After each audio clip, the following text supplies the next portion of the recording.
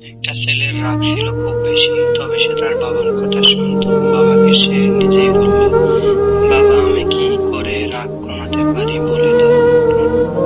বাবা বললেন, যখনই তোমার মেজাজ খারাপ হবে অমনি তুমি একটা পেরেক এই কাঠের খুঁটিতে গাঁথবে। ছেলেটা প্রথম দিন 23টা পেরেক গাঁথল, এর পরের দিন 12টা। সে দেখল পেরেক পোঁতার চেয়ে রাগ দমন করা সহজ। আস্তে আস্তে সে রাগ করা কমিয়ে দিল।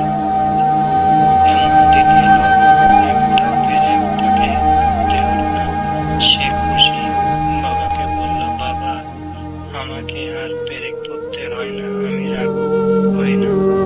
বাবা বললেন, যাও, হাতুড়ির উল্টা দিকের ফাঁকটা দিয়ে চাপ দিয়ে পেরেকগুলো উপড়ে ফেলো।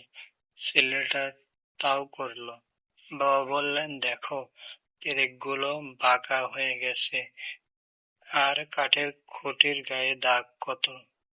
আমরা যখন রেগে যাই তখন আমাদের মনটা খারাপ হয়ে যায়, আর মনের